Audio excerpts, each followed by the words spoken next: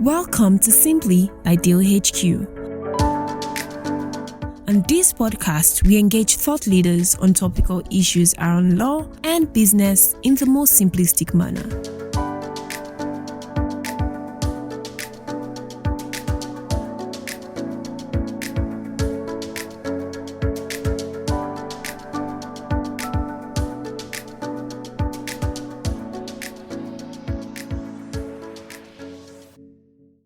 On this episode, we'll be discussing sustainable investment under the AFCFTA, particularly within the context of the AFCFTA Investment ProtocoL.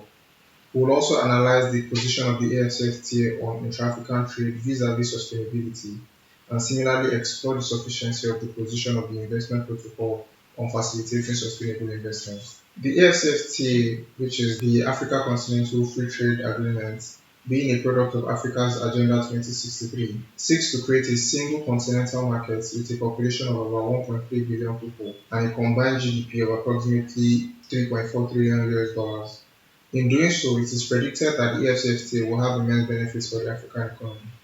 Now, for some context, according to the World Bank estimates, it is predicted that the AFCFTA will boost trade income gains by 9%, exports by $560 billion, and lift 30 million Africans from extreme poverty in 2035. However, in discussing the impact of the AFCFTA, it is important to consider sustainability. And in doing so, it is important to note that facilitating sustainability under the AFCFTA will require extraordinary levels of investment to support activities that cut greenhouse gas emissions and assist state parties to promote sustainability. Today, we'll be joined by esteemed guests to discuss, amongst other things, the AFCFTA and its potential to drive sustainable development in Africa, the economic benefits vis-à-vis the potential environmental impacts, the role of investments in facilitating sustainability, the function of the AFCFTA Investment ProtocoL, the outlook of the AFCFTA in relation to sustainability, and the role of law and policy under the AFCFTA. Our esteemed guest, Ms. Omobola Adekola, is a seasoned legal professional and a recognized authority on the AFCFTA, with close to 2 decades of experience specializing in international and inter-African trade. Ms. Adekola spearheads initiatives such as the Trading Without Borders podcast, a platform dedicated to disseminating insights and fostering discussions on leveraging the opportunities presented by the AFCFTA. Thank you so much, Ms. Omobola Adekola, for agreeing to join us. It is indeed an honor and a privilege to have you on our show. Thank you so much. It's good to be on the hot seat today and always on the other side. So today, it's good that I'm here to share my thoughts on AFCFTA and sustainability. Thank you, Ms. Omobola. Now that our introductions are done, permit me to jump right to my first question. One of our objectives on Simply is to simplify complex concepts for the benefit of our listeners. Now, Ms. Adekola, can you provide some insight into what the AFCFTA is about, why it is important for state parties and the African economy, and why it is pertinent to have conversations around sustainability when discussing the AFCFTA? Thank you very much, Ayobami. So AFCFTA in its simplest form is simply an agreement among 54 African countries or member countries as they are called to improve trade among Africans and by removing the barriers or reducing the barriers that are limiting Africans to trade with each other. So it's been stated that Africans trade more with outsiders than within themselves. Okay, so what AFCFTA is seeking to achieve is to create a single market within the 54 member countries or state parties, facilitated by free movement of goods, free movement of services and persons. And so with that, we remove or reduce the barriers, whether it's tariff or non-tariff barriers that are limiting Africans from trading with each other. That's the simplest, that way to look at AFCFTA. And with the AFCFTA, of course, the AFCFTA will boost the economy of African countries. Instead, it will reduce poverty and, of course, increase intra-African trade. Concerning sustainability, it is important that such conversation should be had because one of the objectives of the AFCFTA is to promote and attain sustainable development of state parties. So how do we achieve it? If we are going to achieve the sustainable development of state parties, then it is important to start looking at it because from research, with increased trade, there is bound to be increase in CHD emissions, the GHG emissions, that's the greenhouse gases. And so while we are trying to achieve intra-African trade or improve trade amongst ourselves in Africa, we should also be looking at how do we manage the effects, how do we protect the environment, how do we protect the future, and how do we protect ourselves in the course of doing this. Thank you. Thank you very much, Mr. Adekola, for that answer and for trying to help give us some insights into the AFCFT and why the issue of sustainability is also very important in such discussions. So now that will lead me to my next question. Given the promising economic projections for the AFCFT, such as a 9% increase in real income, 2.7% increase in GDP, a 159% increase in foreign direct investment, $560 billion in exports, the lifting of 30 million Africans from extreme poverty, and a significant increase in intra-African trade by 2035. What are your thoughts on balancing these economic benefits with the anticipated environmental impact? Specifically, how do you view the trade-off between the economic growth and the projected increase in CO2 emissions across a number of countries, such as Ethiopia, Cameroon, Burkina Faso, Togo, and Benin, as a result of the trade facilitation under the ESCFT? Oh yes, like I mentioned earlier, that with increased trade comes increase in climate change effect or increase in GHG emissions. And so for countries like Benin and Togo, for example, those are transit countries and they have connections to big ports. And for them, that means there's going to be increased vehicular movements with that, and with that, that's going to cause a rise in fossil fuel emissions in those countries. Of course, with different countries, there are going to be different based depending on their own comparative advantage. But we're just going to look at Benin and Togo. And so, if there's going to be increased vehicular movement, there's going to be increased fossil fuel emissions, that we need to start considering alternatives. What do we then do to reach that? Such countries, do they start looking at promoting vehicles such as CNG vehicles? And looking at that, for instance, I know Nigeria just signed an agreement with the AFCFTA Bank, a sort of an MOU to promote CNG vehicles. I think initiatives like that, those countries should start looking at initiatives like that. And of course, what sort of policies can they start having in place, environmental friendly policies, amongst other initiatives that we will also discuss in the course of this interview. Thank you very much for that answer. So what I'm hearing is trying to implement initiatives that can reduce greenhouse gas emissions and also looking at policies as a way to balance the economic benefits against the environmental impact. So that will lead me to my third question. Now, the World Commission on Environment and Development stated that the pursuit of sustainable development requires an international system that fosters sustainable patterns of trade and finance. Now, this highlights the crucial role of international frameworks in promoting sustainability. Given this context and considering the fact that the AFCFTA acts as an international framework or system, do you believe that the AFCFTA can serve as a significant vehicle for supporting development in Africa? Also, how integral should principles of sustainable development be in the implementation of operational strategies of the AFCFTA?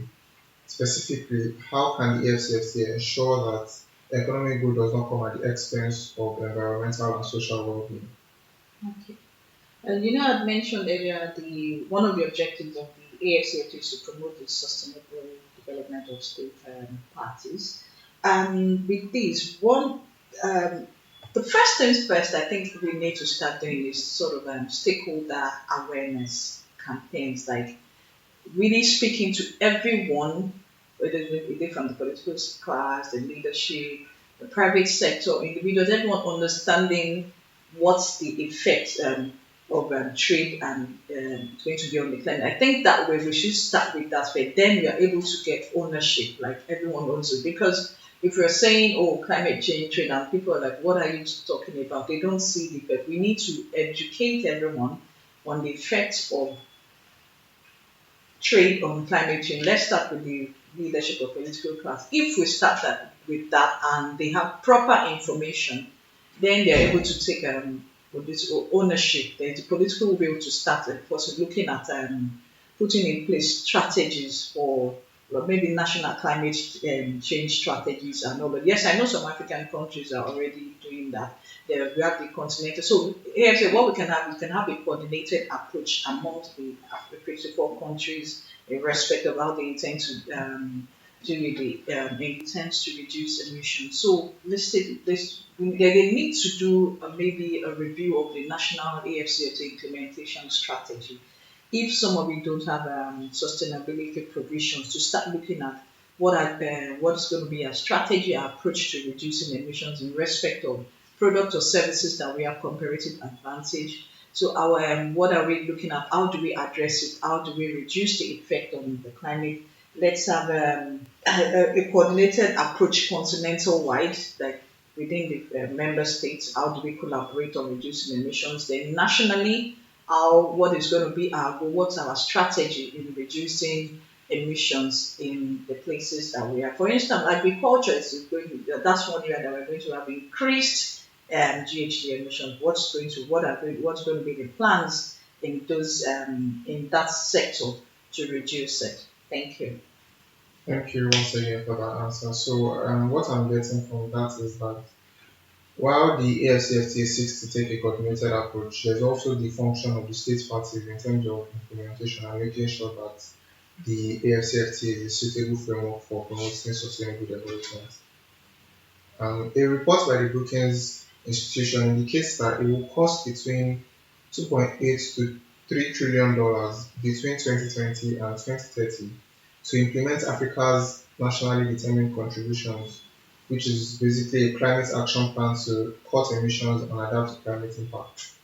This underscores the high cost of implementing sustainability in Africa generally and under the AFCFTA specifically, and further highlights the need for fresh investment to enable sustainability under the AFCFTA. My question then is, how does the AFCFTA framework address the need for significant financial resources to support sustainability? Also, are there specific mechanisms or incentives within the AFCFTA that encourage domestic and international investments in sustainable development? And additionally, how can we leverage private sector participation and also public-private partnerships in order to fund sustainable projects? Okay, thank you, Ayobami, for that. I think first thing first, just answer some of it together. Leveraging public-private partnership with development institutions. I think they can support by providing some form of technical expertise, technical and capacity building support. While we're looking at deploying climate-related technologies, for instance, in the agricultural sector, that development institutions can, in collaboration with private sector, looking at investments, finance, and green goods or product, for instance, fertilizers, but so to improve our yields in agriculture or sustainable agriculture, are we looking at financing or investment in areas of green fertilizers to improve our yield and for sustainable? Just like I said, we are looking at technical assistance and capacity building. What of climate financing? Looking at how to provide finances for green investment or green goods and services. And then in areas that are or sectors that have been identified, some sectors that have been identified, they are the ones that are going to have increased GHG emissions with electricity, manufacturing, agriculture, transport, and fuel. So before I continue that, let me just mention under the AFCFTA, there's one of the objectives regional value chain development. We're moving from raw materials export, we are moving into developing our value chains. And of course, in the process of developing value chains in different sectors, maybe in electricity, manufacturing, agriculture, transport, and forest, are we looking at developing green value chains and developing and exporting green value chains? Because if these sectors have been identified as sectors with high rising GHG emissions, let's look at how do we green the value chain of these sectors and how do we export them. So what I do, there can also be support in respect of climate change strategies, stakeholder awareness. For instance, under agriculture, apart from green fertilizers, we are looking at digital platforms that way sustainability to help farmers or to connect buyers and sellers. Having those, so that's also sustainable farming.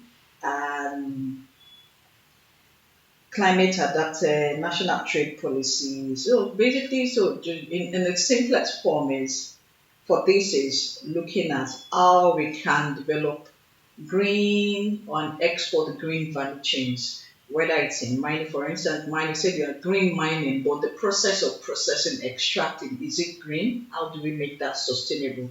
In the process of agriculture, growing our crops, how do we ensure that we are giving them maybe the right seeds and all of that, providing support to farmers. And so those are different initiatives that we can be public-private partnership and development institutions can also support with manufacturing. What are the ways? How do we green the process of manufacturing different products, even if it's agro-processed products and the rest of them? So what are we? How do we support? How do we provide the necessary support to ensure that whatever strategies they are using, it's climate friendly. It's not affecting the environment. It's not going to disrupt our future.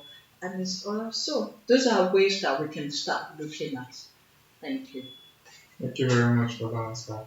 So I think the theme here is greening basically. So we need to green the entire industry to make sure that it's more suitable for investments. Absolutely.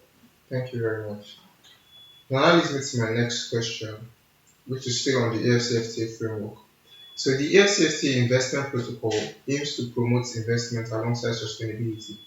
To this end, Article 2 of the protocol aims to encourage intra-African investment flows and opportunities and promote, facilitate, retain, protect, and expand investments that foster sustainable development of state parties. Can you provide some insights into investment under the protocol? What provisions support sustainable investment under the protocol? Additionally, is the protocol sufficient to guarantee sustainable investment? And then how does the protocol fit into the overall framework and objective of the AFCFTA? Okay, thank you, Ayobami. So the AFCFTA Investment Protocol has provisions for promoting and facilitating investment that contribute to sustainable development of state parties. Article 7 provides that parties should facilitate investment that contributes to sustainable development of state parties. So we have under Article 8.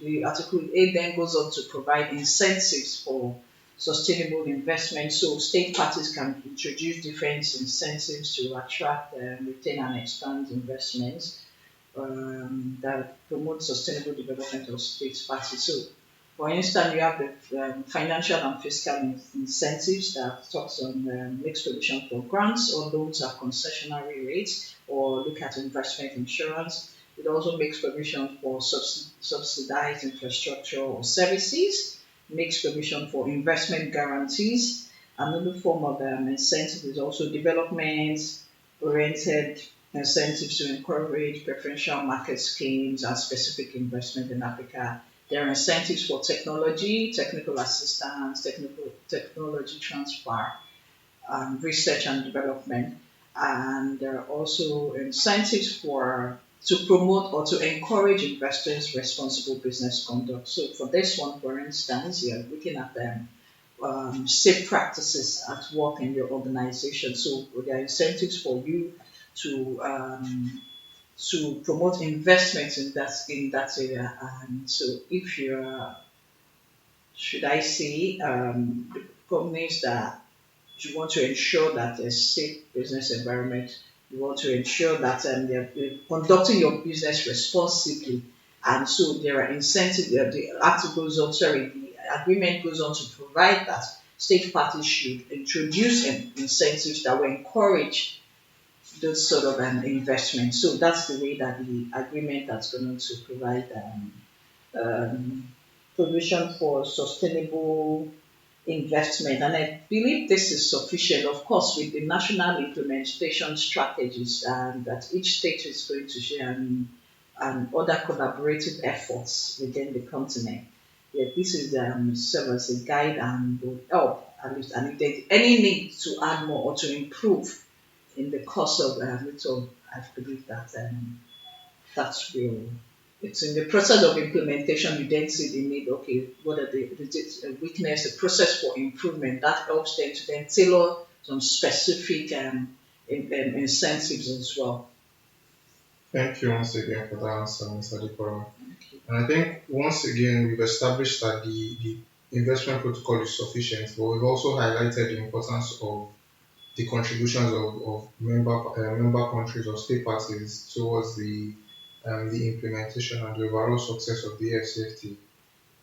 So my next question now is this, and it's basically a revenue question. How can the AFCFTA facilitate sustainability, given that many member states currently depend heavily on carbon emitting infrastructure as a major source of revenue? Specifically, what strategies can be implemented to transition these economies towards more sustainable practices without jeopardizing their financial stability and growth? How can the AFCFTA support these countries in balancing economic development with environmental responsibility? And what role can international partnerships and investments play in this transition? Okay. Thank you very much, Ayobami, for that question. I believe that with this, it's sort of I'm trying to put it in a way that source of revenue, and you're telling them to take it out. So what I will encourage, or what I will suggest, is that let's look at phased green transition. And it's not really going to be easy in respect of some of the decisions that need to be made concerning climate decisions, climate protection. So we can have phased transition for a while. If you look at that, we're saying fossil fuels. There are some countries that that's their main their economy. They're talking about petroleum, natural gas, and you're telling them that to phase out vehicles and start using alternatives. That's not. It's not going to be a one or an immediate process. Is going to be in phases. So I guess in the climate change strategies of each country, they'll put that information. Some other areas that we can start looking at is for state parties to also look at removing restrictions on trade in environmental goods to develop green value chains for environmental goods and services. Because I remember I went to a conference and a business owner who I think she deals in what does she do? Is it she's an interior designer, and she said sometimes they want to use green products or sustainable products, but sometimes there are customers that tell them that they can't afford it, that it's expensive. So do we want to start looking at how to remove sort of those restrictions and tariff reduction in such areas, even for renewable energy? But saying like for instance, the AFDB 10-year strategy says to light up and power of Africa, they're thinking of connecting about 600 million and sending an half of which is done by renewable energy. So we're looking at what sort of restrictions are we taking out in respect of renewable products to support that. Decarbonization of energy and transportation, I've mentioned that should be done to be phased out.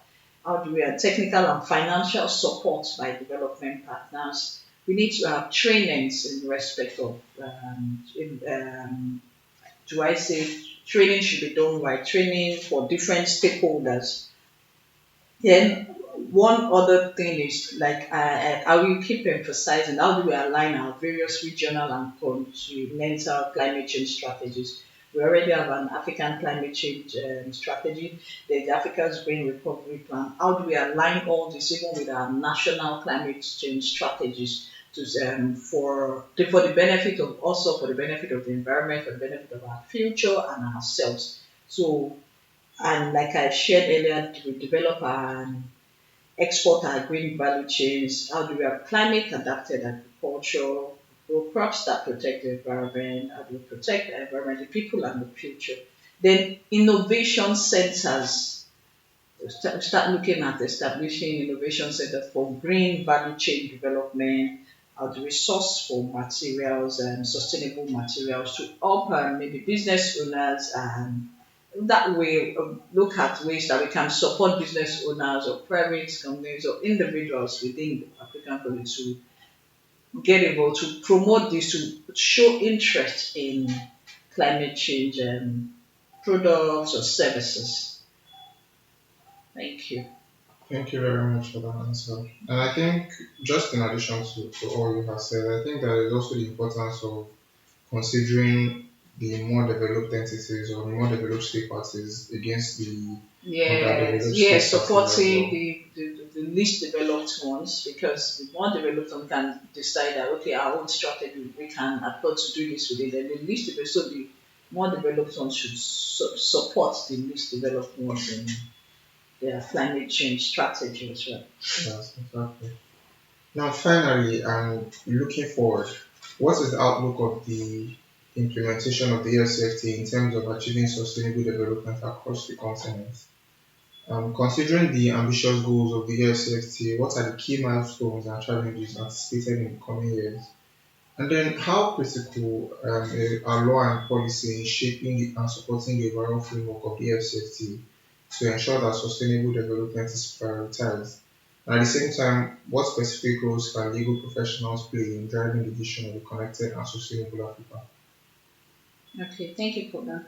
In respect of achieving sustainable development efforts, I believe what each country should do is to do an assessment of feasibilities of product or services that which is its own or their own comparative advantage, and to basically to analyze the level of GHG emissions in their own country. I think that way we're able to have a proper climate change strategy, do a review so the how is this going to affect the environment? What do we then do to protect? If we're able to do that across various service lines, various product lines, various sectors, that helps you in coming up with a robust strategy, and that can also we can also share or collaborate from the member countries can also collaborate in respect of that. I think that way we're then so with increased production, with increased trade, we are trading more. We are not our environment is not being affected negatively. We are protecting our future and our people as well from with the AFCFTA. So that's one side. The final one you asked about legal professionals, what roles can we play? I think for legal professionals, we can contribute to discussions on climate related policies and trade and sectors that have been identified as highest contributors. We can put in our bring in suggestions, contribute. What are the ways that we can lead, ways or suggestions on sustainable development of state parties, or what are the policies, what sort of policies should stakeholders of governments be looking to put in place. That's where we can contribute, provide suggestions and solutions on that. Then we can also contribute by providing advisory to our clients in respect of accessing climate financing.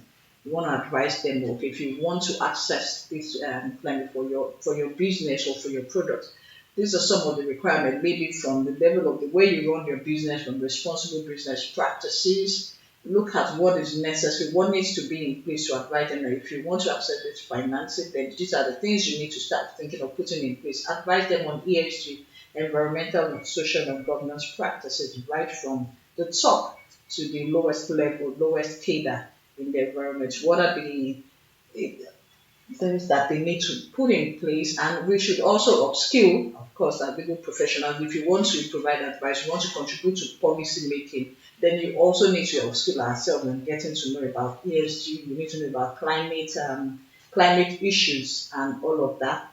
Then what we should also look at providing advice within the trade and climate ecosystem overall. So those are the ways that we can play as legal professionals. I'll just stop there for now. So advise our clients on the eligibility requirement or criteria for ESG or climate financing, amongst others. Thank you. Thank you very much. Thank you, Mr. Adekola, for taking time out of your busy schedule to discuss with us today. We are glad to receive from your wealth of knowledge on today's matter of discussion. We would also like to say a very big thank you to our listeners for tuning in. As always, the conversation continues on our social media handles. Do remember to send us your comments and thoughts on today's episode.